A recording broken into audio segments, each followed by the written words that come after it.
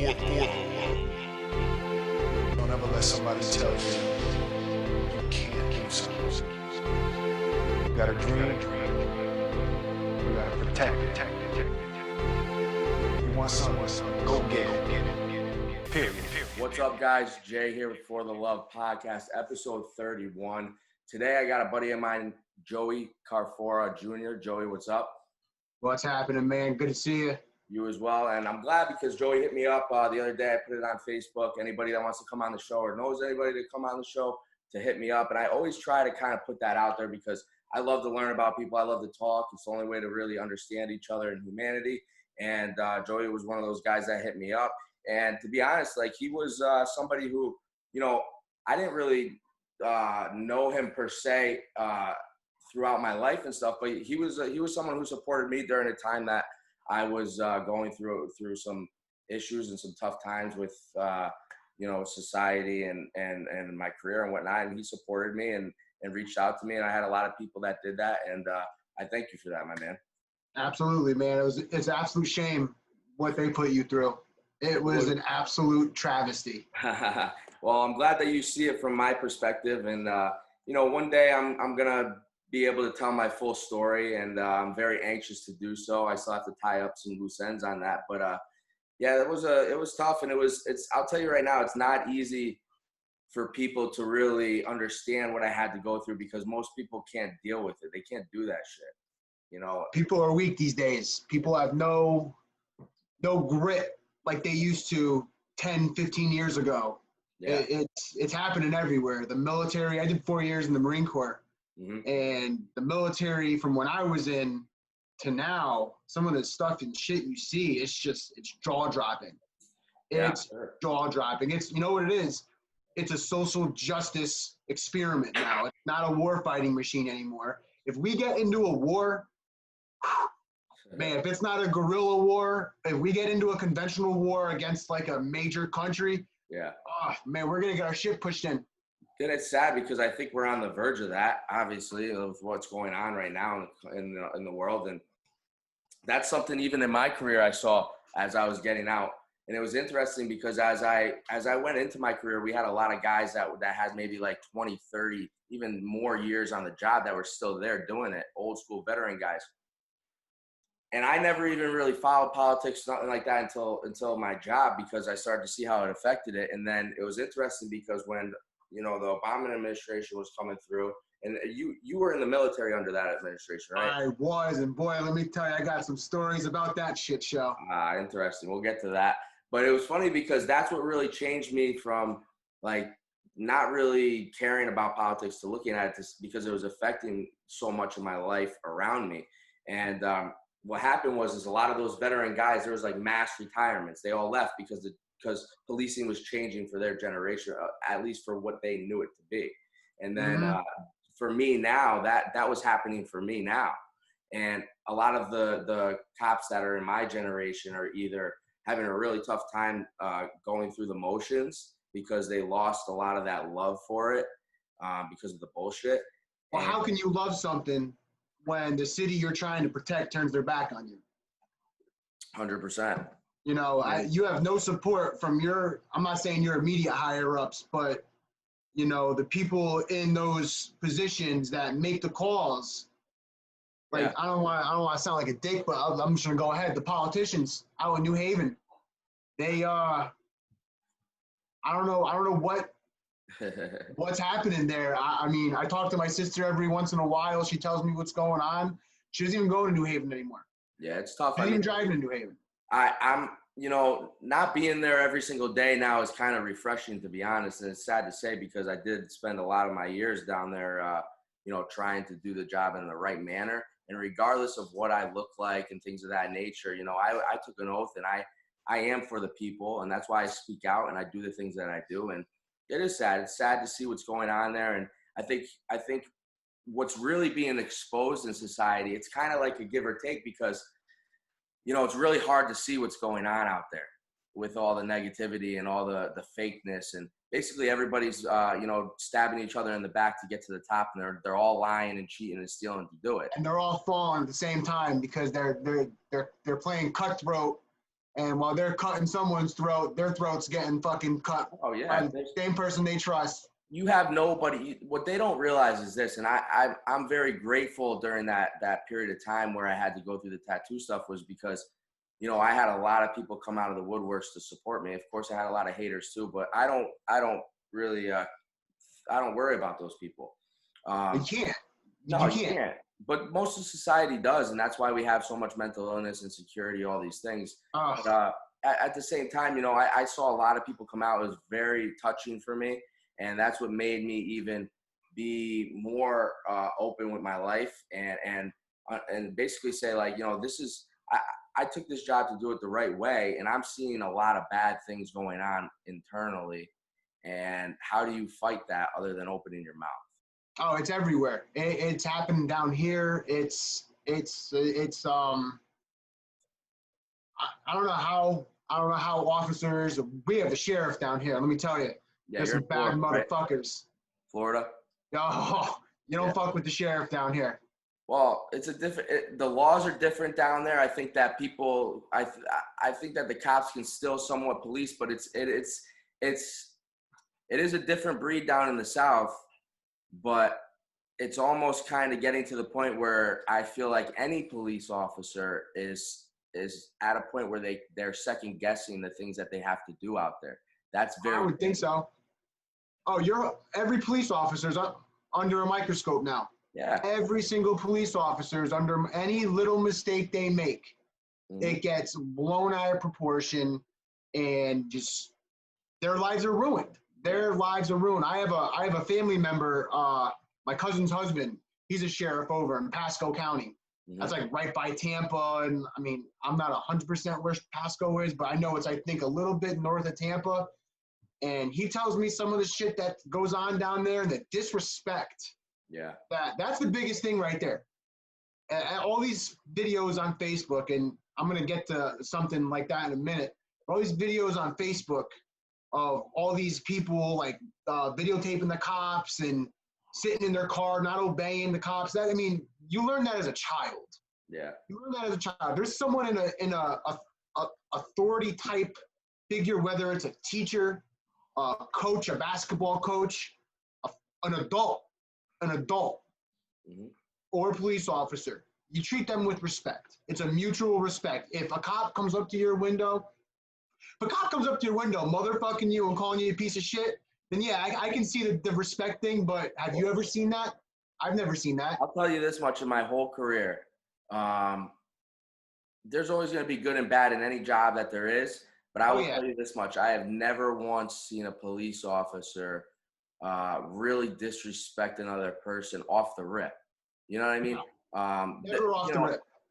There might be a little difference in personalities and stuff like that and how people speak, but actual disrespect, I've never seen that, because to be quite honest, most cops, we're getting hammered all day long.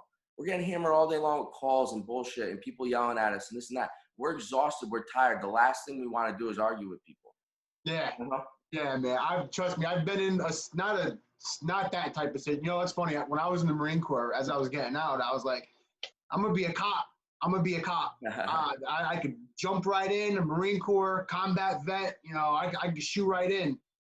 My last year in the Marine Corps was when the whole cop thing with Kaepernick and all that. And, you know, you just started seeing cops. I mean, you started seeing cops getting shot, you know, a lot. Yeah. And shit, my last year in the Marine Corps, I had just gotten back from Afghanistan. And let me tell you, I was fucked up. There was no way I would have been able to. Even this day, I know I wouldn't be able to be a cop. But back then, when I wanted to be one, I'd be in fucking handcuffs and in jail for the rest of my life. Yeah. Let's talk a little bit about that life that you led out there in the military. I mean, all right, you went to high school out here in Connecticut. Did you go into the military directly after high school? Yep. So growing up in East Haven, I had a great childhood, great family. My mother, she's a saint. My father, back then, he was the man.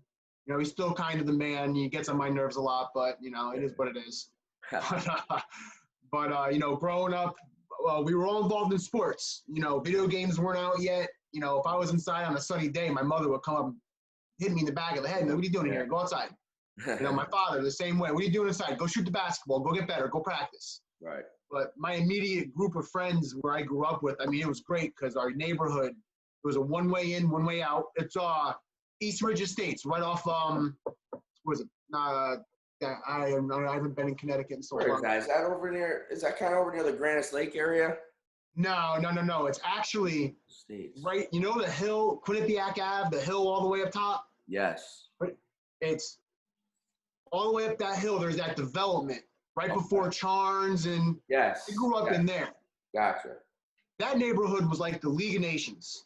We had black people there, white people, Hispanic, crazy white people who were like Eastern European type.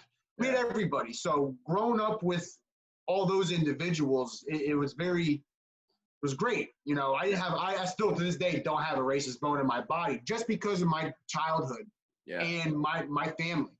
You know, playing basketball all around. You know, basketball is a black dominant sport unless you're in East Haven, Guilford, or Brantford. Yeah. But if you're playing outside of that immediate area, you're not seeing a lot of white kids. I was one of the only few white kids on all my teams. Yeah. But, you know, we all got along great. And no one judged anybody. We did judge if you're going to dunk or not. If you can't dunk, then, you know, you're a pussy. Yeah. I didn't start dunking until my junior year, so I was a pussy till then. But, that's it was, because, I mean, I kind of look at it like this, like you touched on it earlier, how much does the childhood matter when you're learning these things? So like you said, why do people hate cops? Most of them, you know, they're learning that as a child or whatever. And that's where, you know, you were exposed to different races. You were exposed to, as a young kid, you know, being around people that may not have looked like you or whatever, but you were taught to understand it, and nothing was different for you. Nope. So that's really, you know, people really they underestimate how much childhood makes you who you are as a person, as an adult. Oh, absolutely. If I didn't have my mother and my father, you know, I had great parents growing up. I still have great parents. But, you know, my mother, she's very free-spirited, and she's a riot. My mother is fucking awesome. She's great. Go out with her, man. She'll drink you under the table, and she's great. But you know, my mother and my father both told me growing up, they were like, you know, I had friends I grew up with in that neighborhood whose parents came right out and said, if you marry a black girl, you're never coming home. Yeah. You know, if you're gay, you're never coming home. And, you know, I'm not naming any names. There's a big neighborhood. There's a lot of people in that neighborhood. But, you know, my mother and father, they told me, they're like, hey, if you're happy, we're happy. Get off the snake tank. Sorry, I got a cat that likes to jump on the snake tank right here. I got my dog right here on me. He won't leave me alone. Oh, yeah, mine's under me. I got a fucking zoo here. I got a ball python, 3 cats, and a dog. Python. See, I've never gotten into the reptiles, dude. I can't do them. Man, do them, bro. I had a boa constrictor. I got out of the Marine Corps. You know, we'll get to that. The reptiles are the shit, though. They're the easiest pets to take care of. Oh, it's great. Look at him. This is the most he does right here. That thing's wild, dude. That's the most he does. It's great.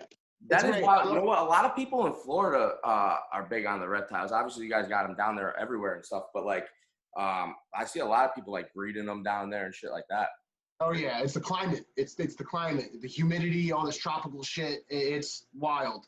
Yeah. But he's going back. So you end up growing up over here, whatever. You leave. You said you went directly into the military. Did you? What made that decision? Did you have family members that did it, or what made you do that? I had my mother's father. He was in Vietnam. He was in Air Force something. I don't know what. We never really talked about it that much, but he was in Vietnam in the Air Force. But I was supposed to go to college to play basketball. Mm-hmm. You know, and that's one thing that pissed me off about East Haven specifically, is that a lot of the people in East Haven think that East Haven and a couple surrounding towns is the whole world. Yeah, yeah. They've never left Connecticut, and they think they fucking know everything. You're right. So When I played basketball growing up, you know, I kind of felt bad for my sister in this aspect because she got dragged all around the country to every single AAU tournament I had. Yeah. And then by my sophomore and junior year, I was on a premier AAU team. Like we lost to the All Jordan team by like 4 points. That's unheard of. So they were undefeated. They blew teams out by 50. We lost to them by like 4, maybe it was 10. I was exaggerating. It was 10. Still, that's pretty fucking impressive. That whole team, they're in the NBA now. Wow. But, you know, we were playing against these high caliber players, and we were playing in front of Division One. I mean, I knocked Rick Pitino on his ass by accident, missing a dunk in the layup line. I tripped and fell into him. Oh, wow. Yeah, my father looked at me and goes, well, there goes Louisville. But, you know, I was a huge basketball player. And when I was at East Haven, I'm 6'6". When I was playing AAU, I was a shooting guard. Yeah. At East Haven, I'm 6'6". Yeah, you're the center. I was a fucking Jolly Green Giant. I don't have a down low game. Yeah. You know, I was a shooter and a slasher. I like just jumping onto people and trying to dunk on them. That was my thing. Yep. I missed a lot of the times, but that's what I was going for. But so I went to Notre Dame for 2 years, and after I transferred back to East Haven, by my senior year, all my religious credits carried over. I didn't know that.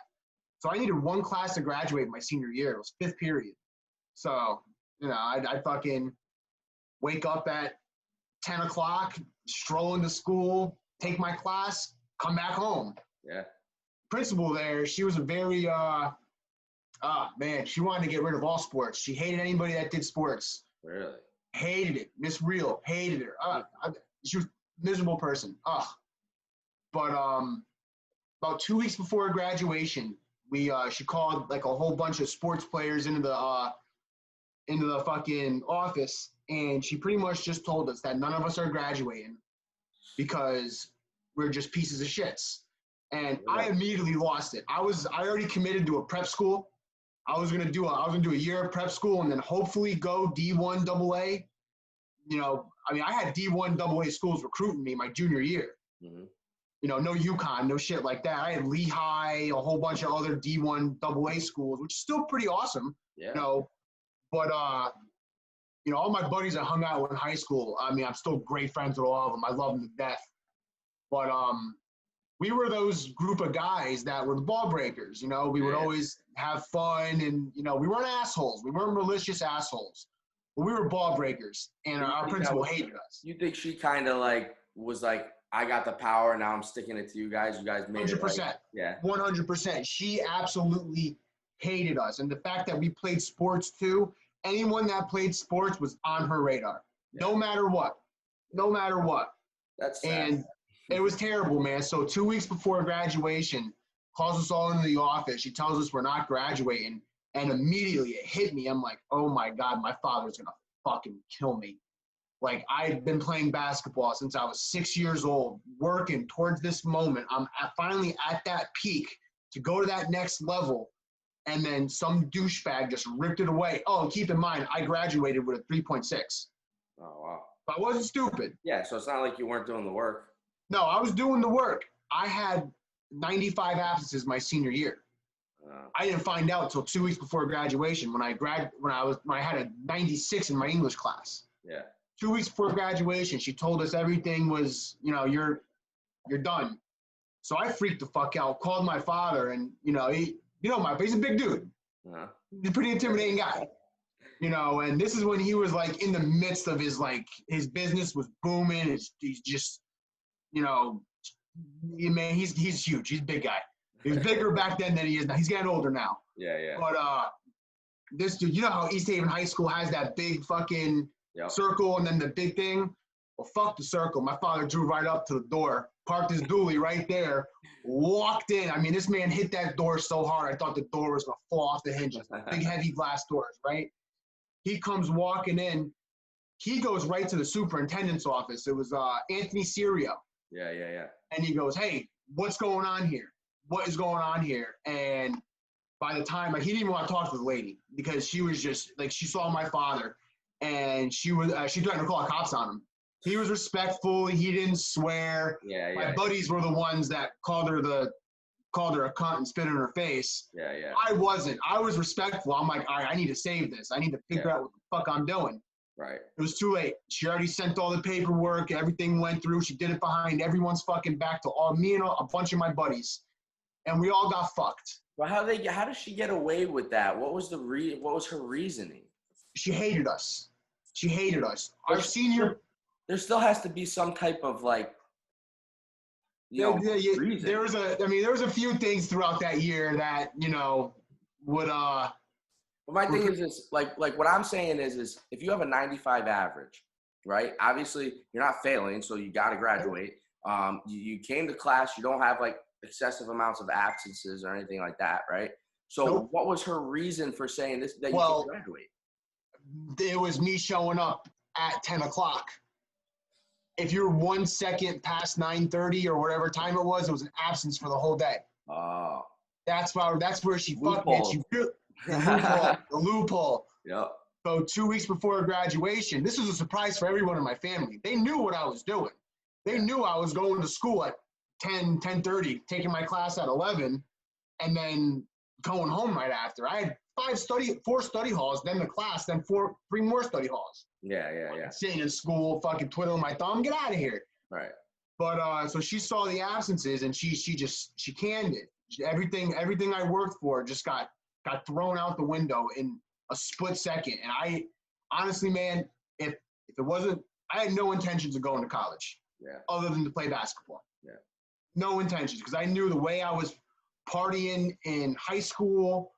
And when I say partying, I mean we weren't fucking drug addicts. We weren't, we were beer pong champions. Yeah, most like high school shit. Stuff. Yeah, everybody. We were prepping for college, pretty much. Yeah. And now my question is so does this whole thing really ruin everything? You're done. Like done. My life was over. My life was fucking over. My father, he took me home, and we didn't say one word. It was like a ride home from a bad game I just had, where he just wants to give me advice, but I'm like, I don't want to fucking hear it, man. My average dropped 15 points in that game. Don't fucking talk to me. Damn. Then he would eventually talk to me, but that ride home, man, I remember it like it was yesterday. He didn't say one fucking word to me until we got into the driveway, and he looks right at me and he goes, where are you going to work? And I went, ooh, I'll let you know. So I'm sitting there. I think like the next week, me and my buddies crashed all the graduation parties that we weren't graduating in. We didn't give a fuck. Yeah. Fucking 18 years old, rolling into parties with parents with 30 racks on our fucking shoulders. We didn't give a fuck. Yeah. And one night I came home, man. One of our buddies' parents actually dropped us off because we couldn't drive. We were too fucked up. But my parents were sleeping. It was like 2 a.m. And my life was over. I didn't give a fuck. I didn't care about nothing. I did not care. I was like contemplating on becoming like a wannabe mobster in East Haven. You all know how that fucking goes. There's a lot of those. Oh, Jesus Christ. But I was sitting there, and I had just started smoking cigarettes because I'm not playing basketball no more, so who gives a fuck? All my friends are doing it. Why not? Yeah. So I pulled out my pack of cigarettes. I'm sitting in my living room, like my parents are upstairs sleeping, everyone's sleeping, and I pulled out a pack of cigarettes, and I had like a little joint in there. I'm like, no, fuck it. What are they gonna do? I'm an adult now. They're gonna kick me out? Why not? I'll survive. Pop the TV on. I'm sitting there smoking a joint. I have a beer in my fucking hand at 18. Rebel. And then, boom, right on the commercial, I see these fucking assholes storming a beach with fucking 240 Bravos and amphibious vehicles coming through. And then a fucking jet comes in and just drops a bomb on a building. And I'm sitting there like, wow. You know what? I'm going to fucking do that. I'm going to fucking join the Marine Corps. I was so fucked up, I didn't even remember it. That's what I was going to say. Was it the weed? And it was the alcohol, the weed, the fucking disappointment in my life. So I got on my little my slide phone back, and we didn't have touchscreen phones. My little slide phone, popped in my email address on the Marine, popped my email address in the Marine website. And then that next day, my parents were, they went out to work. I fanned the house out. They didn't smell shit. But fucking the next morning, about 10 o'clock, both of them were at work. My sister was out doing whatever the fuck she was doing. I got a knock on the door. It's Sergeant Brewster from the United States Marine Corps. I mean, this dude fucking pulls up in his uniform, and the first thing that pops into my mind, because I was a fucking idiot as a kid, I was like, man, I can pull so much pussy in that fucking uniform. And yeah, it was terrible. It was terrible. And he just started talking to me. He's like, you want to come down to the office and, we'll see some shit? And I was like, yeah, fuck it. Why not? Yeah, why not? I got nothing else going on. And takes me to the office. We're sitting there like bullshitting. And then he goes, well, what do you think? What are you thinking about doing? And I was like, you know what, man? I ain't got shit going on in my life. I want to travel the world. I want to fucking, here's the fucked up part, honestly, Jay. I was so angry at how I got fucked over in high school, not just everything thrown out. I had like this itch that I just wanted to shoot people. As terrible as that sounds. You're being honest. I'm being completely honest. I was like, you know what? I want to stare death right in the fucking eyes and laugh at it. Yeah. I want to fucking laugh at it. Sitting there, I fucking signed the paper right there. Little did he know my piss was dirty. I had to wait 30 days to go take the test. Wasn't a drug waiver because I was a PT stud because of basketball. Yeah. And, I fucking, October 18th, my anniversary just passed actually. October 18th, 2009, I fucking stepped right on those yellow footprints. Boy, let me tell you. You want to talk about a fucking reality check? Yeah. I went from, my parents told me because of basketball, you don't need a job. Do good in school. We'll give you money to go out and have fun with your friends. And that's what I did. Yeah, I did well in school. I get to the Marine Corps, and now my new parent is a fucking war-torn, dip-packing fucking hard charger who just death comes out of his eyes. He looks at Staff Sergeant Stinger. Come on. Jeez. Yeah, I mean, this like guy, all my drill instructors. That's out of a movie. Dude, let me tell you, all my drill, we're all friends on Facebook now, which is hysterical. Because, I mean, these guys used to slay the shit out of us. Like, sure. I never worked out more in my life. I never cried more in my life, except in boot camp, man. Getting a fucking M16 thrown in your fucking head, that shit hurts. Yeah. You can't do that no more in the military. That's why we're fucked in the next war. But anyways, fucking, I joined the Marine Corps after all that shit happened. And, it was honestly the best, craziest, worst time of my fucking life. It's funny you say that because, I mean, I look back at my career and I say to myself, I probably would, when I look back at it, I didn't get to experience the things I wanted to. I kind of had to make it my own. But I have no regrets in a way. You know what I'm saying? You can't. That's how my opinion is. You got to be in your whole life. And I think most people don't really realize it. Like, it's funny how I love doing these podcasts because I sit here and I watch people tell their stories and reminisce about their life. And to me, it's awesome. And I don't know about you, but like now that I'm older, I can understand so much more about my past.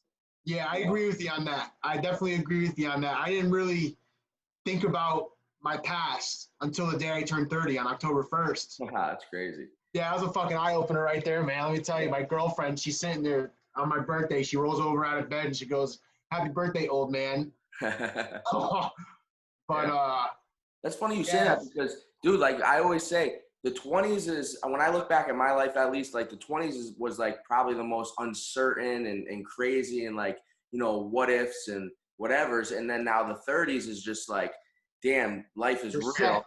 You know what you want. You know how to get it. You know the bullshit to avoid.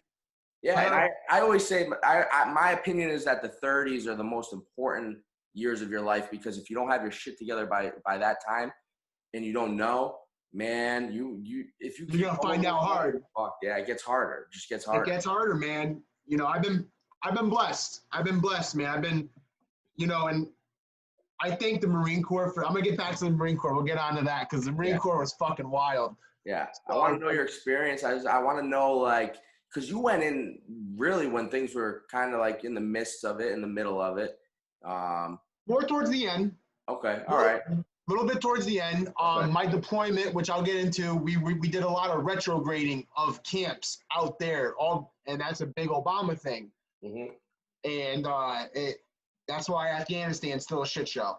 Well, you went in on his in his first year in office, correct? 2008. Yes. So about you were in there about his first year. Yep, I was in there, and a high school kid, didn't give a fuck about politics. I didn't even know who the president was back then. Yeah. I knew it was Barack Obama. He was the first black president, which is historical. Historical. You know, that's pretty impressive. I didn't think it ever happened in my day and age. In my age. Listen, it had to. It has to. I mean, I like I said, and you said, I have no racial tension at all in my life either. I want everybody to be equal, and I think that was necessary in our lifetime to happen. You know what I mean? As I also believe that there should be a woman president at some point too. Somebody that is capable of doing that job. Yeah, not a fucking crook. Yeah. So so you go in around. So you're saying the end of that. Now, where do you go overseas? So here's where the fucking story begins.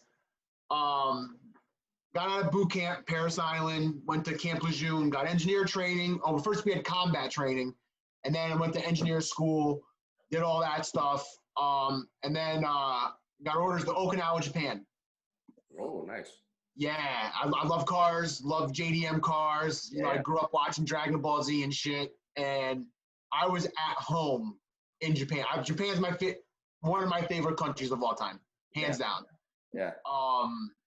So I went out there, 19 years old, to a country with no drinking age, and became a little bit of an alcoholic in my first unit. It was my first unit, when I hit my first unit, was 9th Engineer Support Battalion. They were in Afghanistan. So I came into the remain behind element.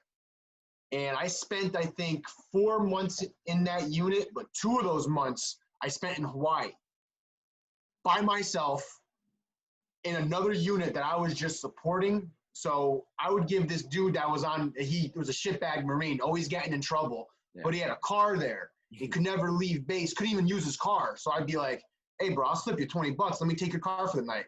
Go ahead, bro.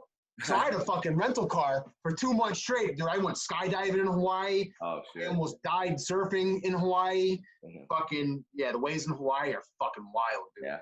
Wow. Saw all the shit in Hawaii. It was great. And then our last 2 weeks there, we spent 2 weeks in a hut right on the water where the landing crafts land. Yeah. We were waiting for the fucking exercise to happen. It's the exercise that Battleship movie, fucking with Rihanna, that rim pack exercise. I was a part of that, not the movie part. What is it exactly that the exercise is? So the United States military, we're far more superior than any other military in the world, which is crazy because people in fucking mountains with fucking lawnmowers are destroying us, which is wild. Fucking it's called RIMPAC, and all Pacific, not all Pacific countries, but a bunch of Pacific countries would send a detachment of their military, and we just play war games. Honestly, it was just to show how big our dick was in the military, the countries we'd never been to. Mm-hmm. And we would have one of my favorite countries in that whole thing were the Australians. Because in Australia, they can talk to women however they want. And there's like very little domestic violence abuse laws out there. Yeah, Australia's a fucked up. The world's a fucked up place. I see that Australia is getting really bad right now. Yeah, it's the Australian men, man, they got into so many fights with the Samoans, with every other military, not the military wise, but all the locals in Hawaii. dude, these guys who come out of the bars shit-faced because they're all alcoholics. We were all alcoholics. Shit-faced. They'd walk up to a female and be like, hey, you come suck my cock right now, you cunt. Oh, my God. I shit you not. And you would just see a fucking brawl right in Waikiki Beach. And it was just wild. Those people were crazy. But now these are soldiers from the Australian Army, yes, or Australian military or whatever. Yes. And they're coming over here to kind of like, it's kind of like we have in policing, we have like the SWAT games and like shit like that. Is that similar to like where like you're competing? They would have like competition shit, and the only thing they fucking beat us in was soccer. Everything else, it was just an absolute murder. Yeah. But you know, it was kind of like that, and they had like a whole bunch of other countries. My favorite one during that exercise, other than the Aussies because they were crazy, were the Tongans. Where's that? Where are they from? The Polynesian islands. Oh, They don't have a big military. I think like half of their whole military came there with us, and it was like the size of one of our battalions. Oh, yeah. But these dudes, actually, I take that back. In the war games, they beat us in fucking wrestling. Their smallest guy made my father look like a pansy. Wow. They were just men. They were the nicest people in the world. Yeah. Nice. Everyone I've met in the military were great. Except some higher ups. They can go kick fucking rocks. But yeah. I'm gonna keep my mouth shut about that, but I can see where you're man. I've got some higher ups that I'd still to this day take a bullet for, and I've got some that I would push in front of a bus. Same. Yep. It's crazy because I feel like, I don't know about in the military, but in the policing world, like it's almost like the guys who are the realest cops that have actually went out there and did the job, whatever, they have the most down-to-earth personalities. 100%. It's the hard chargers and the motivators and the go-getters and the cocksuckers. That's what they are. They're cocksuckers. They'll see that higher up. They'll fucking shine their boots, give them a little fucking ball tickle. Yeah. And boom, Dickhead McGee just got promoted. Yeah. And it's hard because then you got that seems to be similar to a lot of the professions around here, especially policing, because dude, I can't tell you, that's what's happening now. And the people that they're just lobbying to get to the top, dude. They're not even lobbying to be what they are supposed to be in the job. You got people that aren't even cops. They've never done nothing. And from day one, they've been lobbying just to, rise to the top. Yep. And so how can you have people that are running places and supposed to be leaders with no actual experience of doing the job? Well, that's the problem with the military, though. If you look up one of the biggest issues within the whole United States military, the number one issue is toxic leadership. Yeah. Not suicide. It's not sexual assault. What they're going to tell you, it's sexual assault and suicide. But you got to find the me's and the fucking probably the you's. Yeah. That are on the ground dealing with the shit, taking the orders that just make no fucking sense. Right. That really make you question what the fuck you're doing here. Yeah. And a lot of it's egos, a lot of it's insecurities, a lot of it's these dudes just knowing that they have the power and exploiting that. And that's what pisses me off. You fucking nailed it on the head right there. They're those type of individuals, that type of personality trait, that's what ruins all good things. Yeah, absolutely. 100%. Everything, in any situation. Well, most of those people are also selfish individuals. Yes. You know what I mean? Absolutely. So you can't be a leader if you are selfish, because you have to lead people. If you only care about yourself and your own beliefs and this and that and whatever, you can't do that. And that's why leadership I see everywhere is fucked. Oh, yeah. See, what we used to do in the Marine Corps before it got all fucking political and shit? If you're an officer in the military, your direct reflection is your platoon. Yeah. So you can be squared away. Your fucking uniform can be crisp as shit. If your Marines are pieces of shit, you're a piece of shit. Yeah. And we played that. If we didn't like our fucking superiors, we would fucking show up to formations with fucking 5 o'clock shadows. With fucking we wouldn't come in with haircuts. We wouldn't fucking, and we would do it when we knew that their higher-ups were around. Yeah. They're not going to take it out on us. Yeah. They're going to take it out on him and relieve him of his command for failure to leadership. Oh, we've ruined a couple careers. Yeah. We've ruined a couple careers. Hey, you know what? It's karma in reality, because I think that they don't understand one thing, that we really, first of all, we have the power. And that's what a lot of people need to understand, is we're the majority, the employees that are making them look good, because they love to take the credit when things go right. And then when things go bad, who's fault? They're pointing the finger at everybody. All the time. Never themselves. And that, to me, is not leadership. If you're a leader, you take responsibility at all times. Absolutely, you have to. That doesn't happen anymore. That never happens, bro. And everyone's afraid, though. That's the biggest problem in politics, too. And we're going to get to it, because your dad is a politician now. He's actually the mayor of my town. But we'll get to that after the military talk. But that is one of the biggest problems, is nobody taking responsibility. Yeah, I'll tell you what, though. One thing about my father, he is fucking doing a pretty good job up there. I will say this. I'm happy. I'm impressed. I like, the town. I live over here at Cozy Beach, and that's I love it over here, man. And I grew up in this town, obviously, went to high school here and lived most of my life here. And it's hard to get away from it, but I'm happy with where I want it to be. And where the town is now from, a couple of years ago, I can see progression. You know what I mean? A little bit. The problem with East Haven is East Haven. Well, yeah, people are stuck in their ways. A lot That's of what it is. Mentalities and this and that. And, I just look at it and I say, politics, all I want is a good dude in charge. That's it. I don't care. People think I hate Democrats or because I hammer them all the time. And we talked about this. I'm actually for the people. I don't care who's running my town, my state, my country, as long as they're doing the right thing. Yep. I agree with you 100%.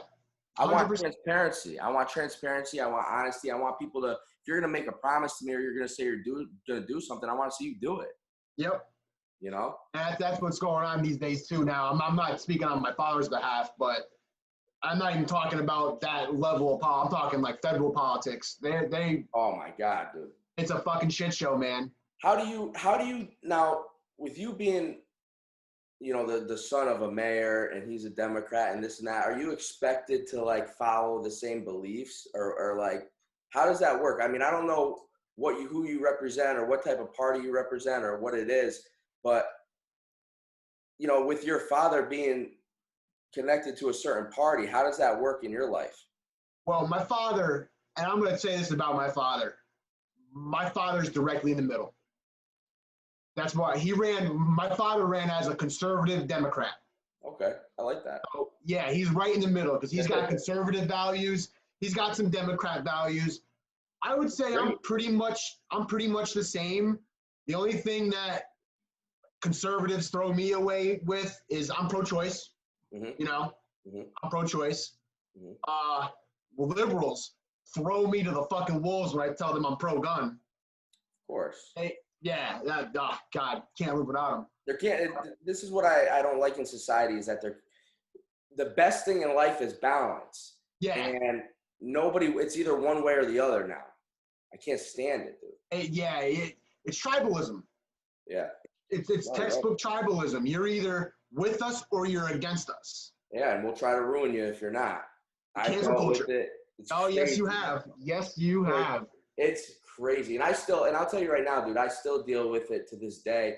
I get people that, because I've won, I look at it and I say, I'm always going to have the mentality that no matter what I try to do in life, I'm going to try to win. I'm going to try to be the best that I could be at it. And that's was always my mentality, which is why I got through this shit. But there was a lot of people who didn't want to see me win. Let's be real. And 95% of everybody in fucking New Haven, if they had any liberal ideology, they wanted to see you fail. Oh, of course, dude. And it was crazy. It's crazy to see the amount of hatred out there for someone that nobody even knows. Like a lot of these people that are coming at me, dude, I've had my house and my cars egged. I've had I believe it. Bro, I've had people make fake Facebook accounts and try to like throw my whole life out there that people have already done. So it's not like it's a surprise to anybody. But it's just like crazy how individuals are so focused on other people, and you've never even met me in my life, and this is how you act. You know what, Jay? Those people that act like that are fucking miserable human beings. Miserable, bro. They hate their own lives so much that they got to make someone else's life miserable. Yeah. I've dealt with that so much in my life. Out of all the countries I've been to, honestly, I take that back. It's only in America. Yeah. It's only in America. Dude, I've been to third world. I've been to over 30 countries. Fucking, I've been to third world countries. I've been to high-class, luxurious countries.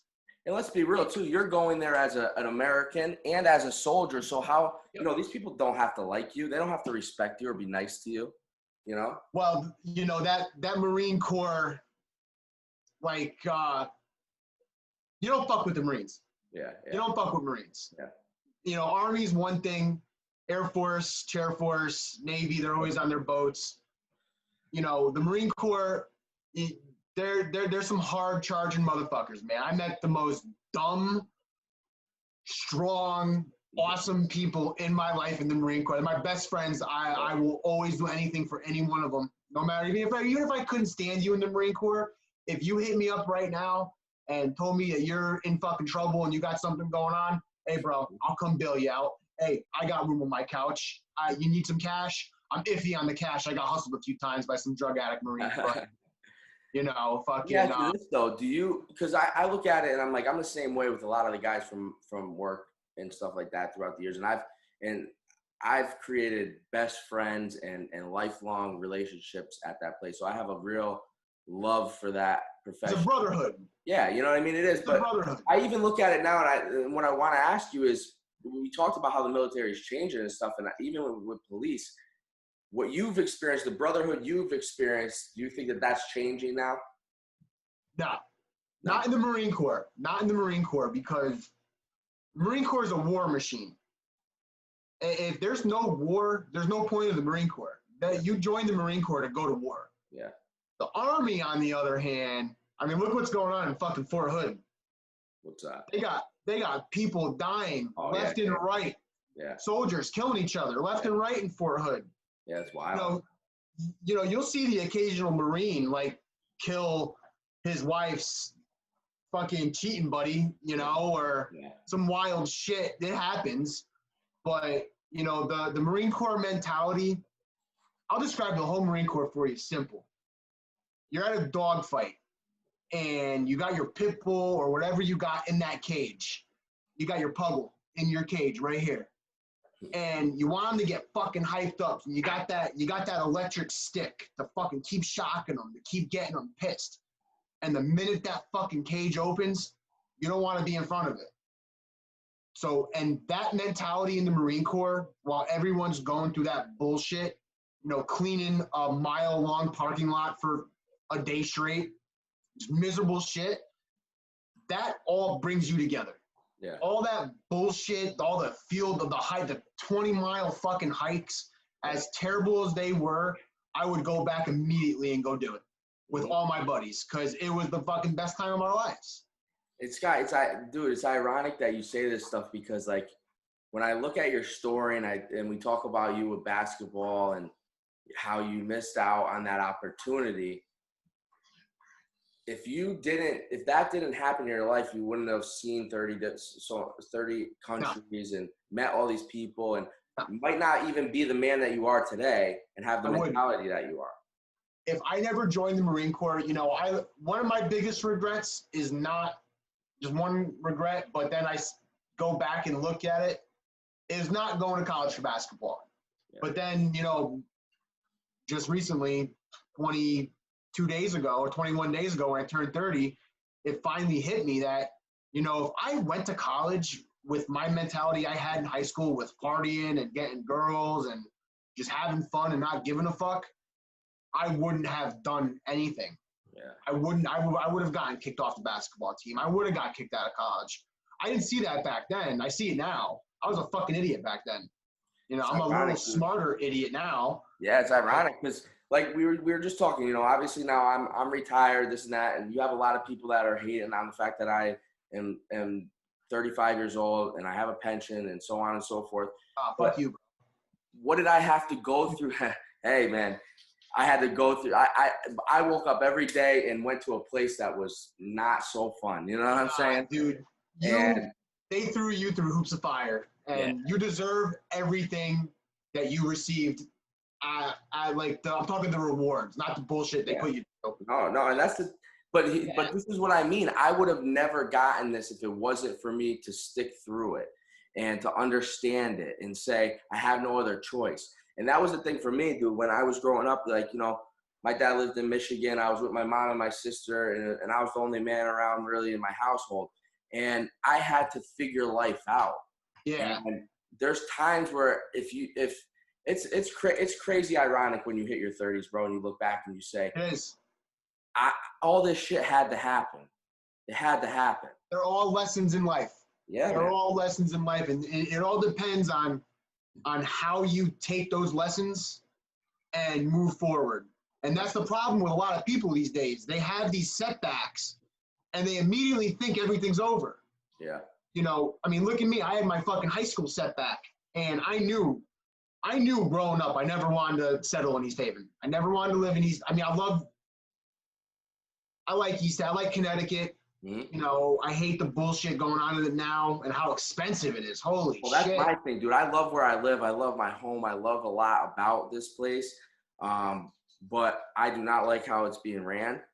No. I do not like how they are taking all my money. And unfortunately, I was born in Fort Lauderdale, so I'm a Florida boy at heart. And, you know, I'd love to venture back down there at some point. I also love Michigan because my dad's up there too. So those are my two spots that I'm really hoping one day to be able to go to. And now I kind of have that opportunity, but, you know, I was stuck here and I had to make the best of it in reality. Yeah. That's just part of life. And it's crazy, dude, like to look back and say that. Like now I got to a point at 35 where I say to myself, I have to stop trying to control and make everything happen for me and just understand that things have to happen for that to happen. You know what I mean? Oh, absolutely, man. Absolutely. So you basically, ironically, grow as a human being and a man into this 30-year-old that you are now. And what are you doing with your life now? Whew. So up to this shit show. Just kidding. So I own an export company down here in Florida. It's not booming. It's not nothing. It's actually like hibernating right now. I'm getting ready to start my own trucking company. I already landed a contract with a railroad company and get everything. I'm just waiting for the truck to come down from Connecticut, getting all that going. And then once I'm gonna build a fleet, you know, I got a killer job now at the at a port here. We import, export shit. That's like when the big cranes. Big ships, all that shit. Storage containers, all that shit. Containers, military contracts with this company. We know it's fucked up. This company's out of the Middle East. It's not even an American company. Really? Wow. Yeah. But Dubai. But big money. You know, I just gave up my position as a railroad manager, importing brand new Nissans off the railway.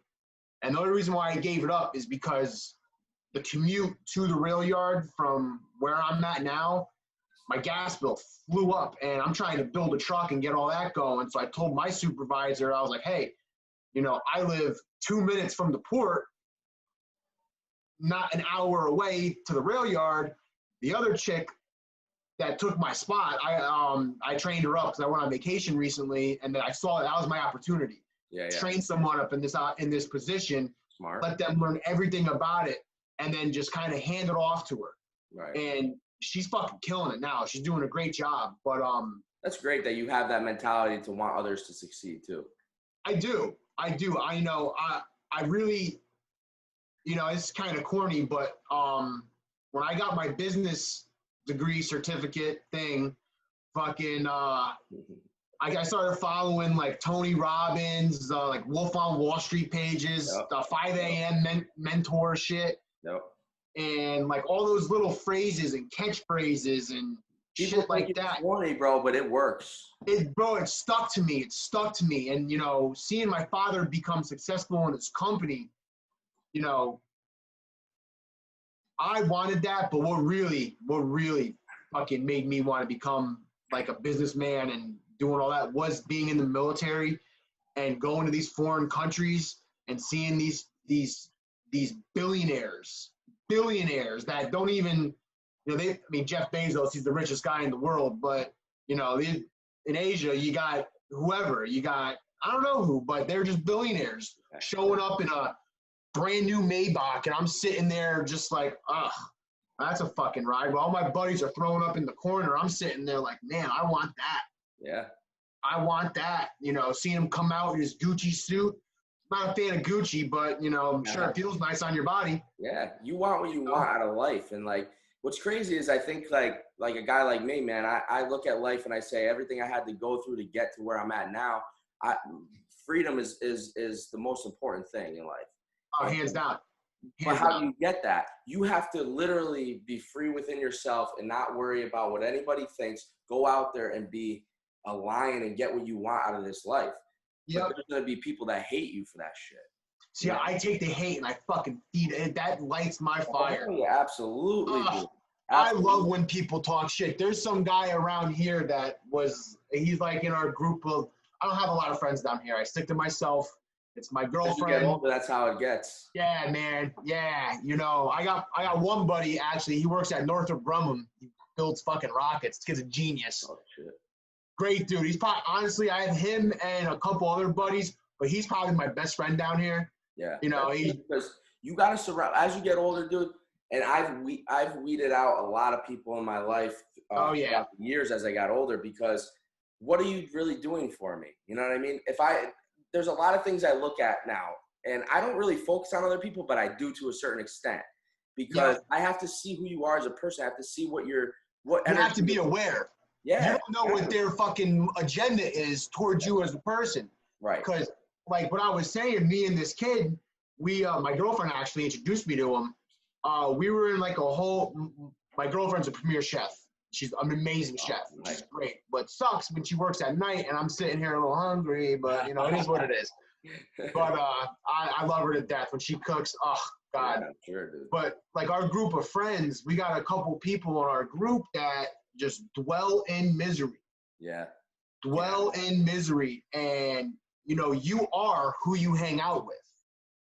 You know, even if you're not like that, you're guilty by association. Yep. And I've been slowly kind of pushing myself away from, like, those miserable people that just, you know, don't want to succeed. Or they want to succeed, but they're going to complain about it the whole fucking time. Yeah, they're going to try and bring people down. Right. Yeah, I see those everywhere, and I really got to a point in my life where, listen, it's all about positivity. And being a positive person doesn't mean that you take shit from other people. You know what I mean? It doesn't mean that you have to be naive or anything like that. There's a strong mentality to this game. And if you don't have that, you're not going to succeed. You're not going to get there. And you got to weed those people out. If they're not bringing positive shit to your life, if you can't learn from them, if you're not helping me get money, financially stable, or being a good person, you're not allowed around me. I'll be an acquaintance to you. I'm nice to everybody. I'll talk to anybody. But you have to have qualities of those things at this point in my life to really be in my circle. You know what I mean? Yeah, my circle is very small. Like, my girlfriend and I, she's going to be my wife. We're going to have a family. I fucking love this girl to death. Yep. You know, we already talked about it. I'm not just saying it. We already talked about it. I know that feeling. I got one of those too. Yeah, I mean, just a keeper that you can't let go of, you know? Listen, I tell people they just don't know. It's a feeling. It's an emotion that you've never felt before in your life. You know what I mean? I've never felt it until I met her. And it's crazy. Growing up, I said, I'm never, especially in the military, I'm never getting fucking married because these divorces are fucking crazy. Yeah. Kids, they're fucking annoying. I don't want a kid. And then however many years we've been dating for almost a year now. And man, I can't wait to settle down with her. I can't wait to build with her. I can't wait to just. 30 years old, bro. You're 30 now. Yeah, right. The whole mind changes, and it's crazy because I look back and I'm like, damn, man, everything was so hectic for me, and I didn't really have the opportunity to really, even though I wanted that a lot, you know, I wanted to build that life as well. I had to really sacrifice and say I couldn't bring a kid into this world during what I was dealing with. Not fair. Fuck no. Not fuck fair. No. You know, even my significant others, I couldn't really be what I really was meant to be as a man because I was dealing with so much other bullshit. So I'm finally at a place now where I'm like, damn, now I can fucking really just pursue everything I want in my life. But that comes with sacrifice, and you did that, my man. You did that. Yeah, I you know, it's been a fucking journey, man. But you're reaping the rewards. I got her, huh? You're reaping the rewards, and that's what happens. No, and the rewards honestly haven't even started coming yet because with my work ethic. That's another thing. Yeah, man, I'm not one to, you know, I see people that, you know, I've been on my own since I was 19. You know, the only time I moved back home was when I was in a transition into a new apartment. Mm-hmm. That's the only time I moved. I mean, I lived with my mom. When I moved back down to Florida, I slept on her couch for fucking a week, and I was like, fuck this. Yeah. Got this job at the port. 2 weeks later, I'm in my new apartment. Yeah. Actually, the same apartment I lived in before that got destroyed in Hurricane Irma. Oh, damn. Shit. But yeah, man, it's been a fucking journey. Huh? Have you ever experienced anything like that before, or was that your first time? A hurricane like that? Dude, when I was in Okinawa, we would get typhoon. Oh shit, that's the military. Sorry. You remember 2011, the Fukushima Daiichi disaster, the nuclear reactor? Yes. Dude, I was like not one of the first boots on the ground, but I was one of the first people there giving support to those like Japanese people. Yeah, that's crazy. I saw all their shit just destroyed. Yeah, so you've seen some wilder shit. I've seen some wild shit in my day, man. Like, that's one thing that will never leave my mind, actually. Yeah. Let me ask you this. Obviously, seeing all these things, going through all this stuff in life, work ethic we touched on, that's huge because I know that when I look at somebody, if they don't have a good work ethic, they don't have a lot of good things around them. I don't want you around me. No. I don't want you around me because, yeah, I mean, yeah, well, you know, we'll fucking, honestly, no, we won't. I don't even want you around me. You know, I don't want to involve, you know, I mean, fuck, dude, I've got friends that have minimum wage jobs, but do that job to a fucking T. And they wear that S on their chest like, yeah, I made that fucking cheeseburger. Yeah. How's that fucking thing taste?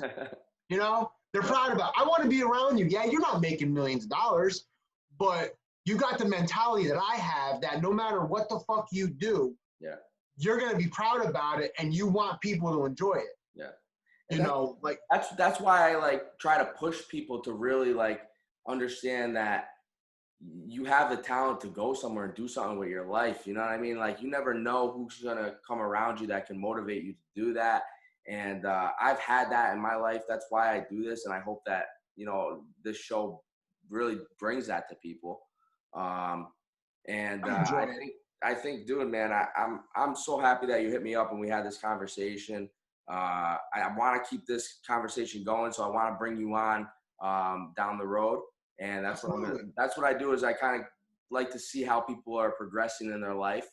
And obviously if you have people down there that you know and you talk to that may be good to come on here, have crazy stories about life and dude, it's Florida. Everyone's fucking crazy. Man, bring them to me. We need I'm really hoping that we can grow this movement to something that is really positive and really brings people to you know, a good place in their mind, you know.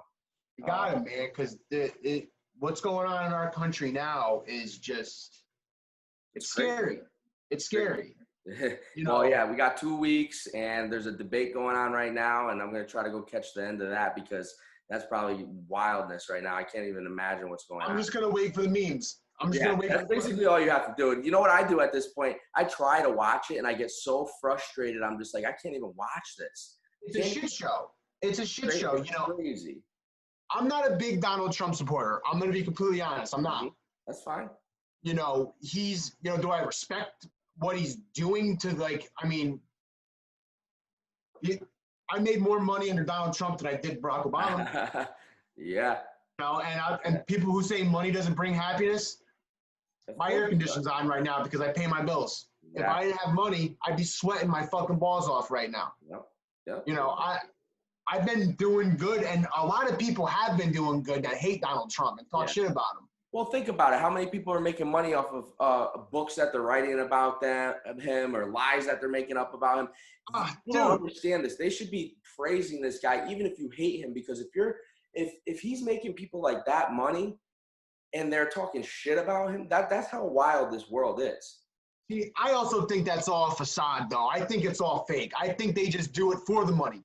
I think all these people that hate Donald Trump, other than like the fucking Joe Schmoes like us that really don't have, not saying they don't have shit, but yeah. You know what I'm saying? Yeah. Well, those people up there, they don't want to lose that control, that power, that financial freedom. That's all they know. You know what I mean? Yeah. And that's why politics is crazy too, because that's what we're seeing going on right now. Is, in my opinion, I've always said this, dude. I feel that there needs to be political reform. They talk about police reform. Oh. There needs to be political reform. Term limits for Congress.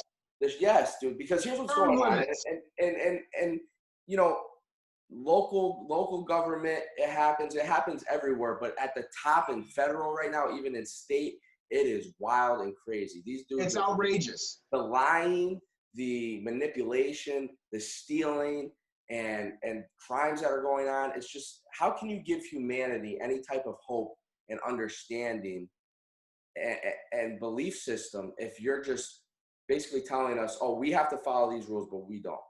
Yeah. And that's a huge problem right now. It is a huge problem. I mean, it's funny you say that. You know what got me was Nancy Pelosi not wearing the mask in the salon. I fucking cracked up when I saw that, because she'll sit there on stage with her drunk ass sitting there going, oh, you gotta wear your mask everywhere you go. You gotta. And this bitch is walking through a salon with no, get the fuck out. The hypocrisy is crazy. It's crazy. And I'm at this point, 2 weeks. I can't wait for this 2 weeks to be over, but there's going to be chaos after. There's going to be chaos. No matter who wins, there's going to be chaos. So I'm a little worried about what's going to happen after the fact, but we'll see. It's going to be pretty interesting. I'm going to go to this debate. Let's keep this going, my man. Listen, I'm happy you hit me up. For everybody who listened, this is why we do this. This is why I put it out there. You see me put it out there on Facebook where I say, you know, shoot me a DM. Anybody who wants to come on, talk. This is something that, you know, anybody can do. Anybody can just come on these things. Yeah, this is my first podcast, and I'm not going to lie to you. At first, when I first messaged you, I was like, what the fuck? Why did I send that message? Why the fuck did I do that? And then we started talking, and then, now I know why I did it. It really is, man. It's just a conversation. A lot of people get a little nervous because, you know, they don't know who's going to watch it or how they're going to be and this, that. But this is why I love doing this, because most people that come on and they do this with me, they realize quickly that it's just free flowing and it's just transparent and it's just a real conversation. You know what I mean? There's no, and you know the deal. Listen, what do we do? Talk for like 2 minutes before we got on here and recorded. I keep this shit real. Oh yeah. So that's what it's all about. I'm glad. But you've always kept it real, though. Even when you were going through your shit, you always kept it real, and you fucking. I appreciate that. You never lost your fucking drive to succeed, and that's what makes you the person you are today. Appreciate that, my man. I'm glad that a lot of people out there see that. I'm glad that I'm able to bring people like you closer to me and in my life, and I can understand and get more in depth with guys like you. So let's keep this going. Let's bring some more people on here like yourself. You know some people, you shoot them to me. And we're going to, next time we get on this, we're going to talk basketball, because you're a LeBron lover from what it seems like. I just like, I love to troll people. And I know so many people, just the whole GOAT between Jordan and LeBron. Yep. I love stirring the fire. I love stirring the fire. Let's say that the next time we talk, we're gonna get on that topic because I can't stand LeBron. I can't stand that dude. I hate his social justice shit. Okay. But the man in the uniform, oh. I can understand that. I can understand when you're taking those two apart because I gotta respect the game a little bit. But we'll get on that on the next time. All right. Episode 31, Joey Carfora Jr. If you guys want to follow him, check him out on Facebook, talk to him, get his views of things. If you're interested in his businesses or trucking, if you're in Florida and you're looking for, some information on that, hit him up. And you guys know where to find us, YouTube, www.forthelove.com. And until next time, Joey, thanks. Peace. Brother, it was an absolute pleasure, man. Absolute pleasure.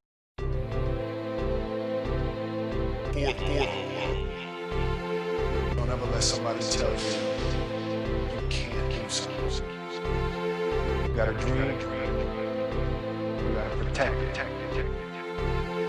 You want something, go get it. Period.